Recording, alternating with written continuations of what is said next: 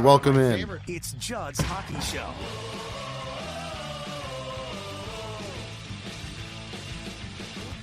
To Judd's Hockey Show. Wild wins 4-2 tonight over Ottawa. Zolgad, Declan Goff. If you are watching us, we appreciate it. That is former Wild goaltender Nicholas Backstrom. No, he did not play tonight, but you know who did? Marc-Andre Fleury. I will start off by saying this: 4-2, Wild win. They've won 2 in a row now. They've won 3 of their last 4. They lost to Boston on Saturday. They got a point in overtime. Tonight's game, a thoroughly entertaining affair, Declan Goff. I thought from a skating end of things, it was certainly an incredibly physical game. And once again, Marc-Andre Fleury has a spectacular game. So this to me was probably the most enjoyable game so far of the young season that I have seen the Wild play. You know, it still can get a little murky. In that second period, they dominated the Wild, that is. I mean, they dominated. And I know Flower came up with a huge save towards the end, but that game should have been busted open. You know, you probably should have scored a goal or two there, but you didn't, and that's okay. You go into the third period still with a manageable lead.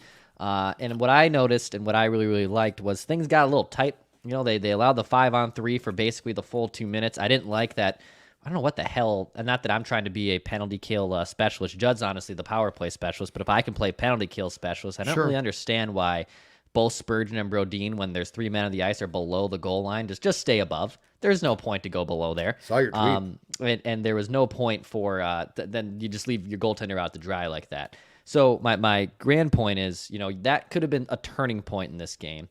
And last year's team is different than this year's team. So does that create a snowball effect where then you blow the 2-goal lead in the third, you end up losing on the road to an Ottawa Senators team that's motivated there in the third period? You didn't clench up. You didn't absolutely bleep yourself down your leg. You were able to still stay the course. And then when they pulled the goalie, you capitalized immediately and you got the big goal to basically ice this one. Yeah, it was still messy. It was still messy here and there, but what I really liked was that their offense seems to wake up a little bit more, and quietly their Wild's defense blocked a ton of shots tonight. Again. And my 1A probably talking point again is Marc-Andre Fleury seems like he's really settling in after a disastrous first, probably 70 minutes of play where I think, Judd, he allowed 11 goals in basically the first 4 periods of the season. He did. Yep. He's really now settled in and looks more like the goaltender that won a Vezina going into last season. Yep. So in the first, let's see here, I'm doing some quick math here. So in the first 4 periods, first 2 starts, because he got pulled after the first period when he gave up 4 goals in the 7-6 loss to the Kings. He allowed 11 goals on 49 shots. His save percentage, .776. Unconscionably bad. The hometown fans booing him. As he said at the time, I deserve it. In the last 4 starts he's made, so he didn't play the Colorado game, which was a debacle, again in goal. But he did play Vancouver. They won. Boston, they lost in overtime 4-3, so they got a point, and he actually played really well. He played great in that game.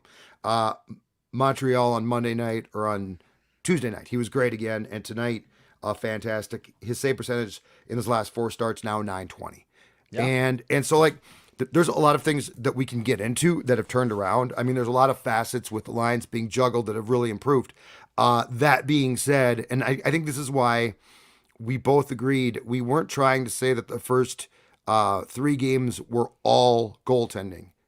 It was a huge part of it, but they weren't all, like there were other problems. But the reality is if you can't trust your goaltenders, you're not going to win.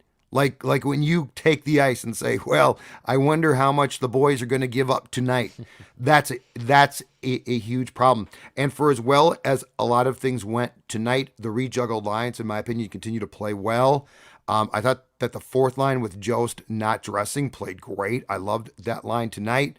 The defensive pairs certainly have picked up. All of that being said, if Fleury doesn't play like Fleury did tonight, they lose. It doesn't matter. I think so. Things can be that's true. a tough thing here. 2 things can be true from how poorly they started the season, Judd. I think the first chunk of how poorly they played was on Fleury. No doubt, right? I mean, 11 goals in 4 periods is just unacceptable, no matter if your defense is not selling out or not. That is unacceptable play. It doesn't really matter who you are. And then I think the other half of those struggles came 5-on-5. The Wild could not score 5-on-5. Their defense really, I feel like, it's not they didn't stop believing in Fleury. It was just they were doing uncharacteristic things, made it tougher on him, and then you're just chasing the game overall as a whole. Your offense is scoring 5-on-5, your goaltender isn't playing well, your defense isn't selling out. That's just a recipe for everything being a disaster, essentially, right? And now it feels like 3 of the last 4, now they're going streaking, if you will, a little bit with back-to-back wins and points in 3 straight. That, okay, this is not as disastrous as it looked in the first few games. There's still things that have to be cleaned up, certainly. But in general, I think they're kind of trending back in a direction of looking like a team that was projected to be second in the Central, and it should be a lock for the playoffs. Long way to go. There's still good things and bad things that we're going to sort out here on this episode and on future episodes. But I thought it was just good for them to get 2 back-to-back road wins, considering how porous their start was from the beginning of the season. And to your point from the start of the show, 15 block shots for the defenseman alone. So like they were not blocking a sufficient amount of shots in those first 3 games. They are now blocking shots, which they have to do. It starts with this. At least for the first 3 games, there was a lot of issues with, I thought, chemistry and, to put it as cliched as possible, work ethic. Broke down. Tonight again, they played well. They played hard. They matched. The Senators wanted to basically intimidate them, and to the Wild's credit, it didn't work. Just to put this into context too, because I think it's easy to say, well, they beat the Senators, but I mean the Senators have been garbage for years now, or a few years. That was previously true. The context is this. The Senators lost their first 2 games this season at Buffalo and Toronto. Since then, they are on a lengthy homestand, of which they won the first 4 games. They beat Washington, Boston, Washington, Arizona, Dallas before facing the Wild tonight. So they came into this game on a 4-game win streak with 8 points and were playing well. So that this is a nice win. Like this to me is a high quality road win against a team, unlike Montreal, that's probably going up. And so it's an ascending team. I give them a lot of credit, and this is the type of game I expect to see from a team coached by Dean Evason and run by Billy Guerin. Yeah, this isn't your old, just kind of throw away, punch the team in the gut, and they'll lay their Senators. This offense, I think, is tracking the right direction. Keep in mind, I mean, Cam Talbot was supposed to be their 1A goalie. He got hurt in training camp. They're still winning games. The Dallas Stars look like they might be the best team in hockey, at least through the first week, and Ottawa was able to beat them too. So I think just to kind of finish up this road trip and deal with all this stuff after a poor start shows, again, the kind of confidence that this group has. Me and you, we're kind of questioning, is Dean handling, is he handling the adversity here early on in the right way? Is this the right way to say, hey, let's relax here. Let's not tense up. Go take a day off after the loss. Let's regroup. Let's get ready to roll and get back to how we're playing. And so far, this team has responded back. And again, a lot of those things can happen where if your goaltending is playing so badly, you're not scoring 5-on-5, you're so crippled to the power play, you're not selling out shots.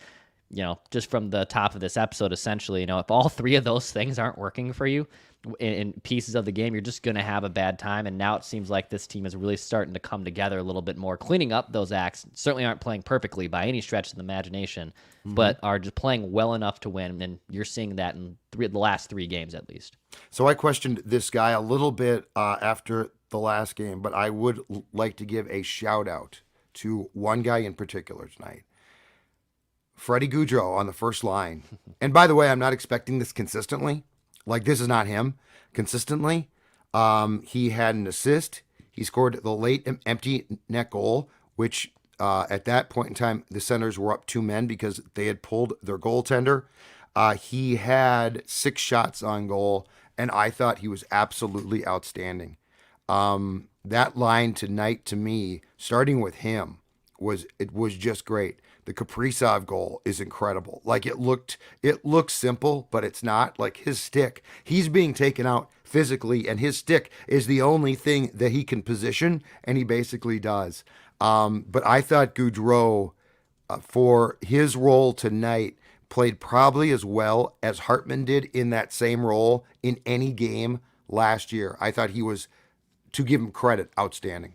Look, Freddie's not going to be someone who lights things up all the time, and he kind of is more of a passenger in general, and that's not always a bad thing. I mean, he has a lot of good trust in his game, and that's why Dean Evison kept him here, and that's why I think when you what was it about this time last year, a little more than that, when we were like, Frederick Gaudreau, you're gonna give this guy ample minutes, and you and I were like, who is this guy? First off, like, why would you even give this guy a keys to the car, and then also give him the responsibility of playing 14 to 15 minutes a night?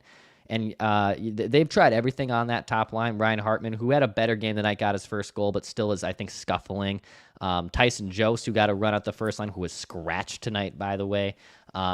They had to find some type of stability there on that top line. And look, do I envision that Frederick Gaudreau has this basically clamped down for the rest of the season? No, I don't. But has he played very well and just been a nice stabilizing force through between the Wild's two best playmakers, essentially, in Matt Zuccarello and Kirill Kaprizov? Yes, I do. And I think that's what that line needed. They just needed some continuity and some responsibility there in the middle. There's probably going to be games where we notice that, hey, they could do a little bit more with that top line. You could put someone else there. But for right now, for the last few games, yeah, I've thought Goudreau he's been the same player he's always been, in my opinion. He's just been a little bit more responsible, and it makes those guys' life, in Kaprizov and Zuccarello, their life a lot easier when they have someone steady like that in the middle. I thought he seemed to step up into his role a little bit more. It felt like in Montreal he played a good game, but it felt like he was being ultra defensively responsible, which he probably was, which isn't a dumb thing. Tonight it felt like he got into the offensive flow a bit more.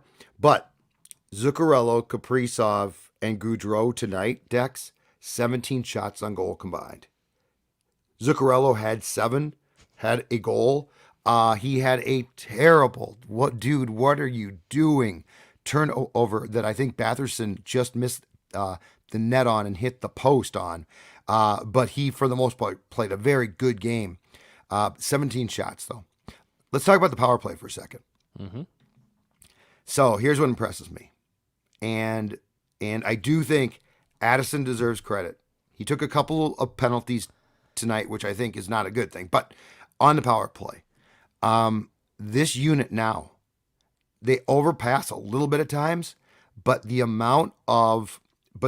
how they move the puck and the possession to me is incredible.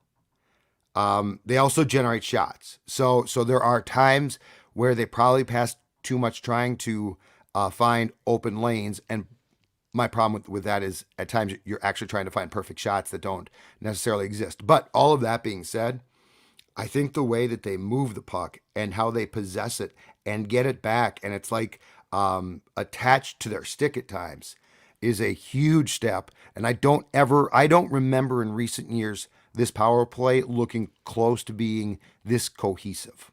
Yeah, I believe 9 for 28, 9 for 29 now on the season, which is above 30%. That's all I could ask for. That's a big time improvement, I really should say, on the power play for the last 2 years, where it's been just kind of lackluster. And that's where getting the 5-on-5 scoring too is just so key, because when you're so clutched and basically struck to the power play, it makes life really difficult to score 5-on-5. But there is something different about that, and that's probably Addison being the number one guy and quarterbacking it, if you will, on the power play. And there is definitely a lot passing sometimes, even still too much, where it's frustrating. And of course, if you were at the XL Energy Center, you probably would have heard shoot a lot. But that's also, I think, teams now starting to respect on the penalty kill, knowing like, we got to wait. And there's a lot of good players in that power play unit, where it becomes, from the defensive side, tough to stop. So who's going to take the shot? And Addison deserves a lot, man. I mean, 7 points. I think he leads all rookies now. And 5 of those points, Judd? All 5 of the 7, I believe, on the power play this season. He's been a power play specialist. We've been waiting for him to kind of get NHL ready minutes, and it certainly wasn't a guarantee he was going to make the roster. When friend of the show, Bill Guerin, joined us in the preseason right before the season started, he said they want to see it consistently. He knows he can play in the NHL level, is what he told us. Can he do it for stretches of time? Well, we're now, 2 weeks into the season, essentially, and you can see that this guy absolutely belongs. Yes, and there is something about that power play and that first group that in my opinion has just really, really clicked, that we don't see consistently. And like, they've tried how many people, Declan, at those points? Dumba, and it didn't work. And it should have worked because we're like, with that shot, it should work. It didn't work. Spurgeon was left there, and he's with the second group now. But I just like the fact now that they look really cohesive. They move the puck quickly. They do get shots. It looks really, really good. The other thing I really liked about tonight's game is it featured a lot of different styles at times, because it was a pretty fast game at times, but yet it was definitely, and 8 seconds in, Duhaime got into a fight. It was also a physical game. And there was times where there's no question, I thought the first period especially, the Senators were trying to run the Wild out of the building physically. And the Wild basically responded really, really well. So I guess the second period is the one that really stood out to me because, to your point, it was dominant. Like there was aside from the power play at the end where the Sens got some chances and Fleury made a few really nice saves. But aside from that, that second period was easily as dominant a period as I've seen this team have in a long time. And without a doubt, it was easily the best period that we have seen them have this season. And again, this is not your father's Senators. This is a better team. So there's actually something to be taken from this where it didn't just come against a crappy team that was checked out. The Senators came to play. They just flat out got beat. Quick little housekeeping thing before I ask you a question here. By the way, hit subscribe on this YouTube channel for Daily Minnesota Sports Entertainment. This is Judd's Hockey Show. That's Judd Zolgad. He's nursing a throat and a little bit of a cough. He's getting out of it. That bag skiing that happened on Monday at the Wolves game, he had to light some hair on fire, so that's why I've noticed Judd sound a little bit under the weather. He's getting over it, but good for him. But hit the subscribe button for Daily Minnesota Sports Entertainment right here on this YouTube channel. Also, we have some opportunities if you want to advertise on Judd's Hockey Show. If you want to advertise on any of our Score North platforms, starting in 2023, we got some openings. So if that's something you're interested in, you got a business or you want your word out there on these podcasts, hit us up. There's a feedback option on the Score North app, or just go ahead and send Phil Mackey an email. It's pmackey@hbi.com, pmackey@hbi.com if you want to get your messages out there. Lozenges. Give me a lozenge endorsement. Yeah. Judd will be doing TikTok dances I'm doing my Royce voice right now. Yeah. And another thing. Judd, the thing I wanted to ask you is, of the three players who have been probably the most noticeable this season in a positive way, I would say number one, still Kirill Kaprizov.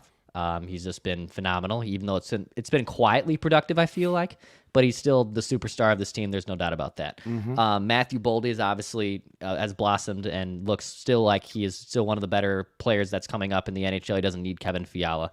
And I would argue that the third best player on the Wild this season has been Calen Addison. And maybe a large part of that is due to the power play success that he's had. He's kind of helped woken that up a little bit. But when I think those two players, and Kirill and Boldy, who are forwards and they're sexier and they're going to get more points and just score more goals because that's what their position is, I think the player that has really impressed me the third most on that list is Calen Addison. I think he is. So I give him a ton of credit, as we did just before, for what he's brought to the power play. I don't think I'd put him as my third guy in general. Kaprizov, I'm with you completely because of one thing. It struck me tonight, he hadn't scored in 2 games. And ordinarily, when a guy disappears, you just don't see him, right? Like, it's like, I didn't notice him. Mm-hmm. Kaprizov doesn't score, and you still see him. That's the incredible thing about him. He's so damn good that when he is, quote, slumping, you still see him. Yeah, I don't know if I would put Addison as my third guy. I think since the Boston game on this trip, it's Fleury. Easily. Yeah. I mean, he has been absolutely, he has been every bit as good since Boston as he was bad in those first 4 periods where he was atrocious. And, there's a lot of guys that don't bounce back that quick, Dex. Like to come back that quickly and to now play this well. And again, you do not get a point in Boston if he doesn't play as spectacularly as he did. I don't know that you beat Montreal because, keep in mind, that was a 2-1 game until the empty net goal by Eriksson Ek. And then again tonight, you lose this game. So, yeah, I think Fleury's bounce back is a huge story. And I think it's the foundational piece that sets up everything else now to be successful. I also think that the line changes and the shakeups by Dean deserve a shout out. Because this team, I mean, we saw those games, Declan. This team looked, and yes, it was very brief now in retrospect.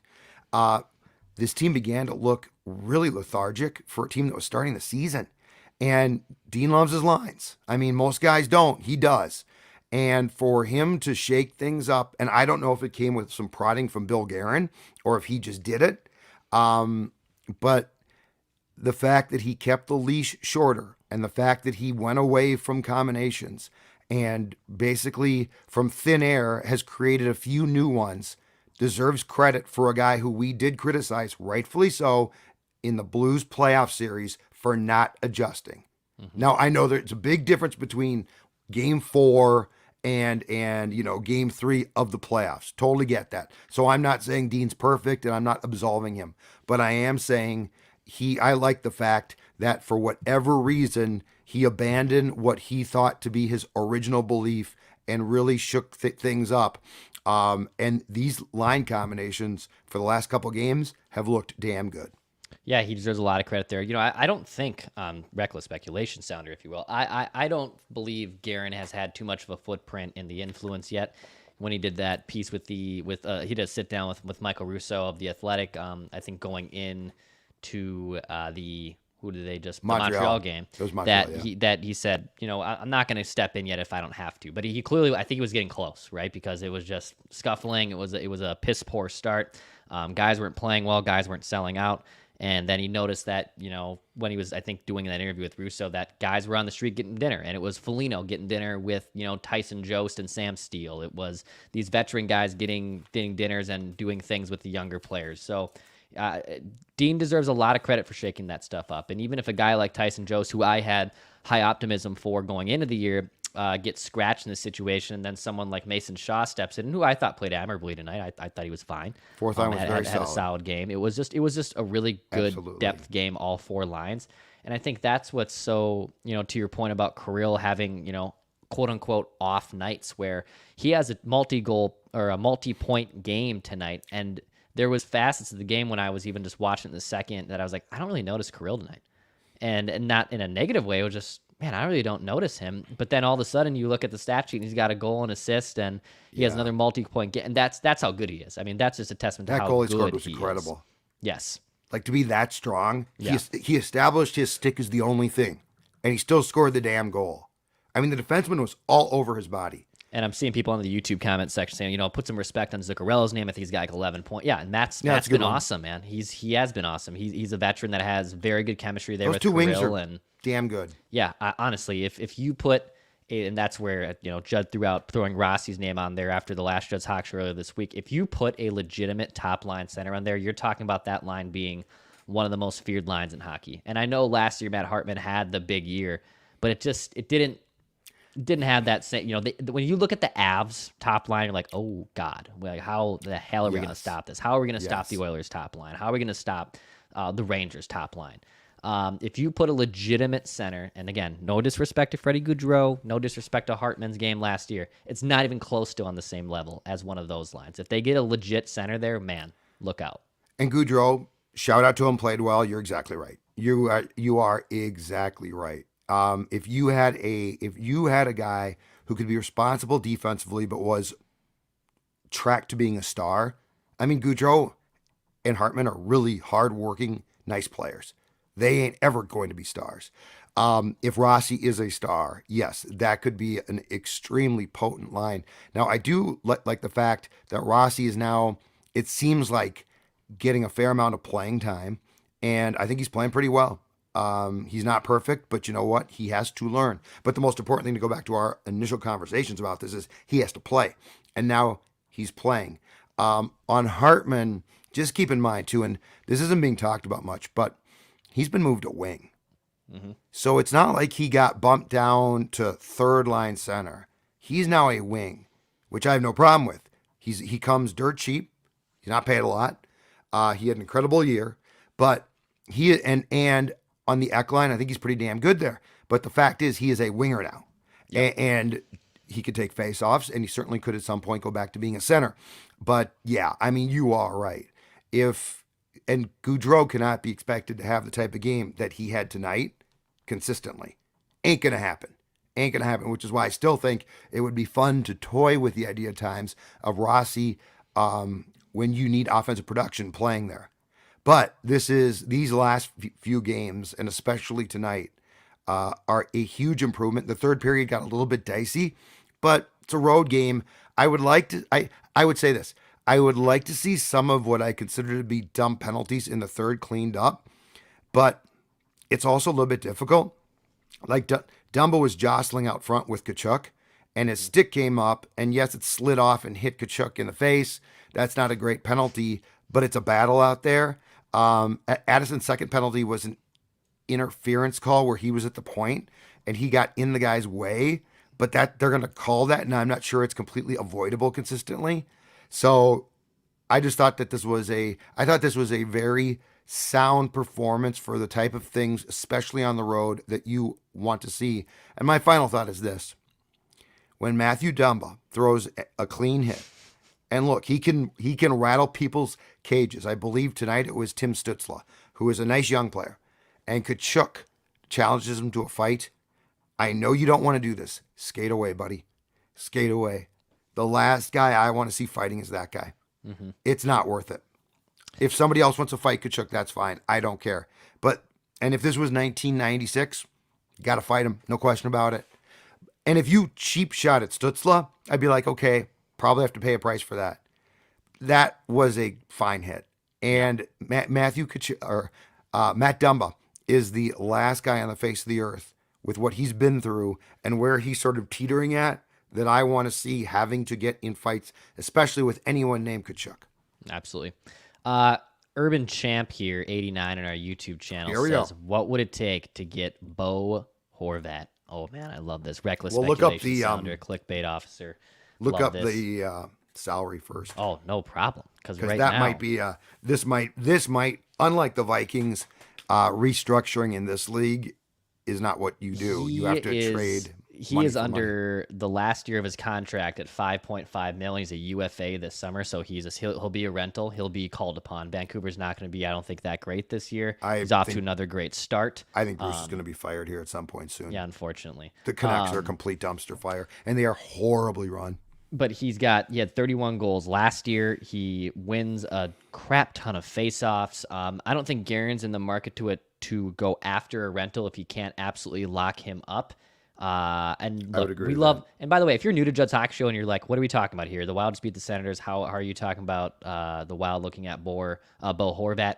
Because we love to talk about things like this on here. And this is going to be something I think, Judd, this is going to be a name I think that's going to be mentioned numerous times this podcast as we get closer to the deadline. Yeah, he's under the last year of his contract. He's off to another great start. Got some Selke votes last year. This would be the guy you put between Kirill and Matt Zuccarello and you start salivating a little bit more. Yeah, I love this idea. I don't know what it would take to get him. Probably would take a lot, but you can't get him for cheap necessarily. But you'd also probably would have to match some type of salaries. So that means sending out a guy who's also making a good amount of coin. But I love this idea. I love the idea of Bo Horvat on the Wild. And what's the Wild's cap right now? Because it's almost not. It's very little. Oh, it's gotta be current cap space $3.6 million. And I believe it goes up post trade. That the whole salary cap situation's so GD strange in the NHL. I sometimes never understand it. I'm not sure it goes. I'm not sure it goes up, but you can if you have guys hurt, you can LTIR them and get them off your cap. Deadline cap space for the Wild. So if you go to cap friendly, deadline cap space for the Wild is $14 million. The deadline cap space is the total sum of cap hit values that current daily cap hits can be increased by on deadline day to remain competent below the salary cap ceiling at season's ends. Which, yes, to your point, LTIR guys. Yeah, you have to put them stuff on like that. But yes, I love this idea. I would love Bo Horvat on the Wild. I think so. I think what we're going to see too is this great conversation. I think what we're going to see is the Bo Horvats and Patrick Kanes although the Blackhawks are playing well, which is a real problem for them. This is not good. This is a horrible idea. Bears, Blackhawks lose. You're supposed to lose. I'm not a Chicago fan, but you're screwing yourselves. In fact, the last score I saw was, I think the Hawks have won 4 consecutive games, and they were beating the Oilers in Edmonton tonight. But anyway, long story short, I think we're going to see Kane, maybe Tays, although I don't know what his ultimate value is going to be, and Horvat. Guys like that are going to be walked up to the deadline. So I don't think Vancouver, if things continue to go wrong, I don't think Vancouver is going to trade Horvat until we get to the deadline. And they're probably hoping that what happened last year is going to happen again in the case of the guy that we talked about a ton who eventually resigned there. JT Miller was going to be traded until Goudreau came in and turned things around.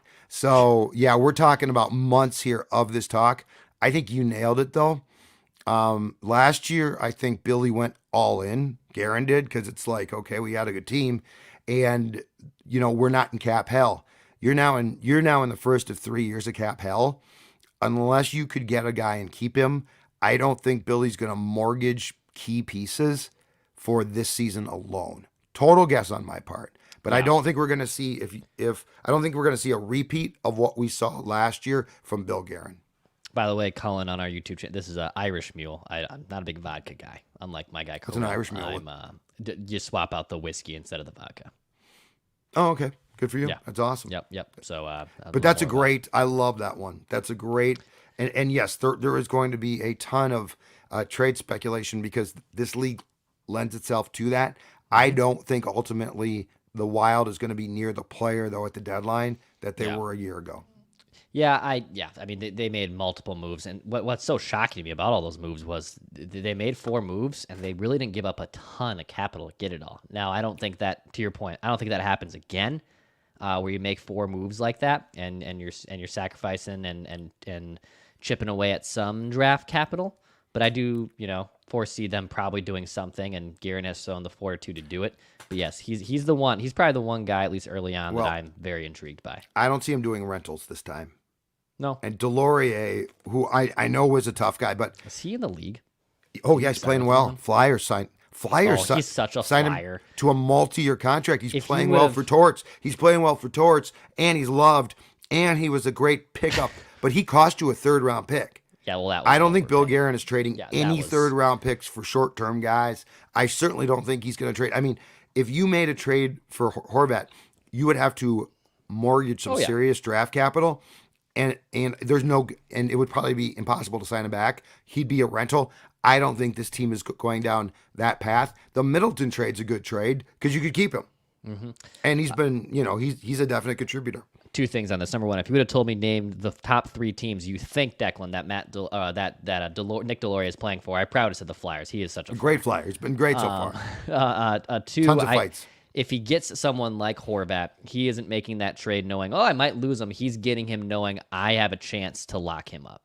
Yeah. I do think Billy wouldn't do it just to get it and say, we're gonna let him walk in July. He would trade for him knowing those risks, of course, but also knowing I like my chances to get this guy signed long term too. Yeah, and I just don't think he's going to do that because I think it's going to be too tough. And at some point in time, my guess is this: he wants to have cap space. Like he wants to be able to go shopping. And if you do a deadline deal and tie the guy up, or you try and you don't, and now you've lost a 1st-round pick, I think that there's a definite. It's not that the Wild's not going to try to win, but I think there's going to be a definite different philosophy for the next couple of years than we saw last year, because last year was a real chance to say we still got some cap space. Right. Let's go for it, knowing the price of poker for the following 3 seasons. Keep in mind, too, if that escrow indeed gets paid off, which Bettman hinted at a few weeks ago, I mean, that would be big for the league. That gives every team about 4 to 5 additional million in cap space. That could be huge, too. So a lot of it would definitely be helpful.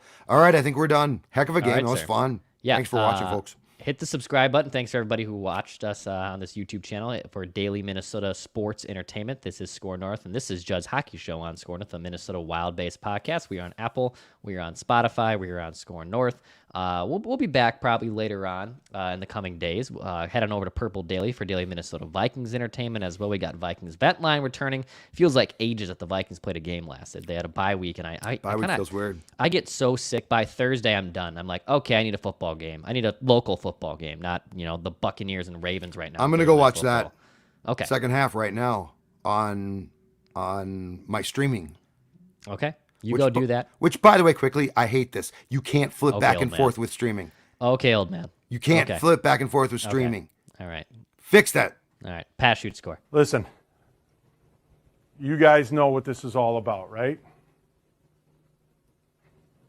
Right? What's it all about? Spurgey? Hard work and having fun. That. This is about winning.